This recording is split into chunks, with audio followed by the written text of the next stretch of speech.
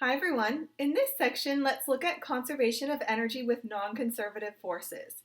First, let's recall that non-conservative forces are forces that add or remove energy to the system. So some examples are friction, air resistance, or external applied forces. In this case, the total energy of the system is not conserved. The change in energy of the system is equal to the work done by those non-conservative forces. So the general statement of conservation of energy, which includes non-conservative forces, looks like this. We have the change in any potential energies, which could be gravitational potential energy or elastic potential energy, or both. The change in plus the change in kinetic energy equals the work done by the non-conservative forces. And the work done by those non-conservative forces, the ones we'll look at, are all constant forces, and it can be found using work equals Fd cos theta. So the difference here will be that we need to write this extra expression for the work done by those non-conservative forces, and then proceed to fill in the rest of our conservation of energy statement and solve for any unknowns. Example 15, you apply a force with a magnitude of 11.4 newtons to lift a 1 kilogram brick upwards. How fast is the brick moving when it has been lifted upwards by 1.25 meters? Solve using energy methods. Alright, I've drawn a diagram here, so I'll choose h equals 0 as the lowest point in the problem, which is the initial point in this case. So we have h naught is 0, and it's starting from rest, so v naught is 0 as well. And it's acted on by this upwards applied force of 11.4 newtons. This applied force is the external force which does non-conservative work in this case. So our full statement of conservation of energy is delta PEG plus delta KE, since there's a change in gravitational and a change in kinetic energy, equals WNC. This WNC term will be the work done by this applied force, so we'll have Fa d cos theta. So this is 11.4 newtons times 1.25 meters, and then cos of 0, because they're in exactly the same direction, the displacement and the force are both acting upwards, so we have cos of 0, which is equal to 1. So 11.4 times 1.25 is 14.25 joules. Then we can go back to this statement of conservation of energy and expand. Potential energy final minus initial plus kinetic energy final minus initial equals WNC. At this point, I like to cancel out anything that is equal to 0. We know that it's starting from rest, so kinetic energy initial is 0, and it's initially at a height of 0. So that's 0 as well. So we just have final potential energy and kinetic energy equal to WNC. So the applied force is supplying energy to the system, which then increases both its gravitational and kinetic energy. And we're looking for the final speed. So mgh plus 1/2 mv squared equals WNC. And then I just want to solve for that unknown. So I'll have 1/2 mv squared equals WNC minus mgh. So v squared will be 2 times WNC minus mgh divided by m. So to find v, we'll take the root of that and plug in the numbers. V will be the root of 2 times 14.25 joules minus 1 kilogram times 9.8 times 1.25 meters, and then all of that is over 1 kilogram. And that should give you 2 meters per second for the final speed of the brick. Example 16, a fireman of mass 80 kilograms slides down a pole. When he reaches the bottom 4.2 meters below his starting point, his speed is 2.2 meters per second. What was the magnitude of the friction force that acted on him during his descent? So again, drawing this, the free body diagram, we have the weight downwards and then friction, which is upwards opposing the motion, kinetic friction since he's moving. Starting from rest and then after descending 4.2 meters has a speed of 2.2 meters per second. And we'll set h equals 0 at the lowest point of the problem, which is the final height in this case. So we have WNC, which in this case is the work done by friction. Gravity is a conservative force, so it's never going into this work term. Instead, it changes the gravitational potential energy. So this is delta KE plus delta PEG. This time we have enough information to find this right side of the formula. We have delta KE and delta PE. So let's find WNC first, and then we can use that to find friction. So I'll expand. This is kinetic energy final minus initial plus potential energy final minus initial. And we have final potential equal to 0 and initial kinetic since it starts from rest. He starts from rest. So this is 1/2 mv squared minus mgh initial. Okay, so WNC is equal to 1/2. The mass is 80 kilograms times 2.2 meters per second squared minus 80 kilograms times 9.8 times 4.2 meters. And we get an energy loss of negative 3,099 joules because of the friction, and that's the energy lost to thermal energy due to friction.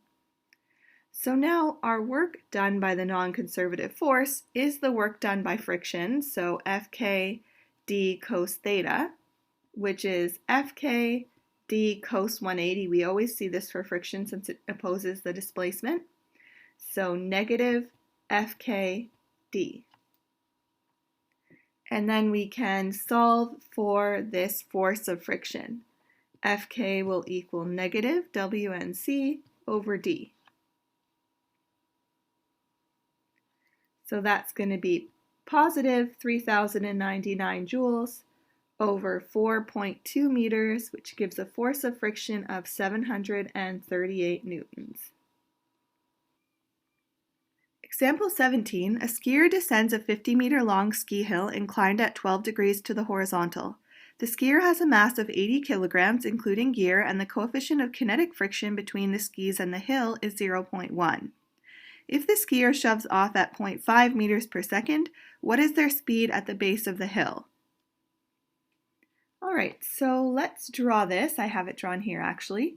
We have the incline, which we've seen many times with the free body diagram here, including friction. So the normal force, force of gravity vertically downwards, and then friction opposing the motion, and the skier is going to move down the hill. It's at 12 degrees. The skier pushes off with 0.5 meters per second, and then we're looking for the final velocity here at the base of the hill. I'll set h equals 0 to the lowest point of the problem, which is here, and this is the final height in that case. So I also have my rotated coordinate system, which we'll need because we will need to find the force of friction in order to find the work done by it. We will need the initial height as well, and we're given instead the length of the incline, which is this length along the hypotenuse. So I've just drawn the incline again here. This is the same incline, but we can use this little triangle to find the initial height. So this is opposite, so it's going to be sine. We'll have sine 12 equals opposite h naught over hypotenuse 50. So h naught is 50 meters sine 12 degrees, which is 10.4 meters. Okay, and let's start by finding the work done by friction. So we do need our free body diagram, since we'll need the normal force. The sum of the y forces equals 0. So we have Fn equal to this component of gravity, which is Fgy, and that's mg cos theta. Then we know Fk is equal to mu k Fn, so that's mu k mg cos theta. And one more step, the work done by the non-conservative force, which is just friction in this case, the normal force and gravity are conservative, is Fk d cos theta, cos 180, right? So this is negative Fk d Still 180 because the displacement is along the incline, opposite in the direction to the friction. So 180 degree angular distance. Okay, so negative FKD, which is negative mu k mg cos theta times d, or L if you want to call it that in this case since it's the length.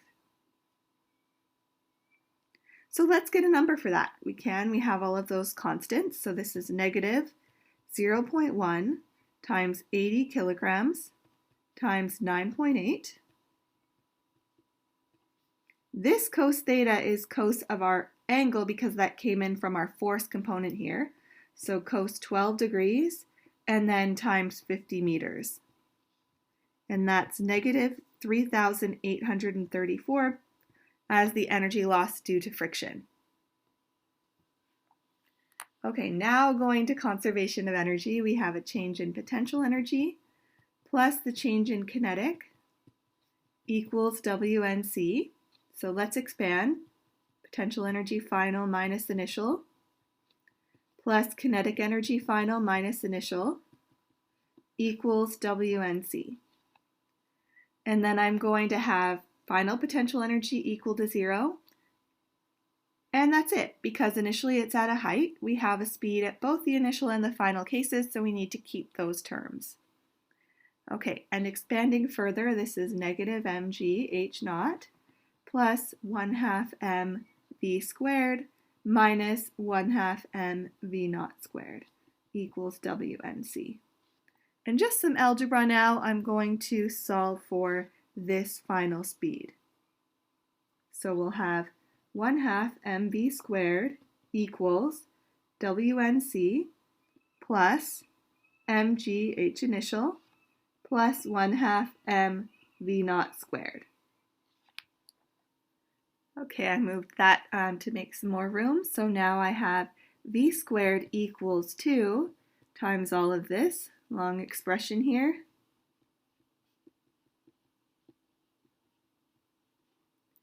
And then that's over the mass divided by m.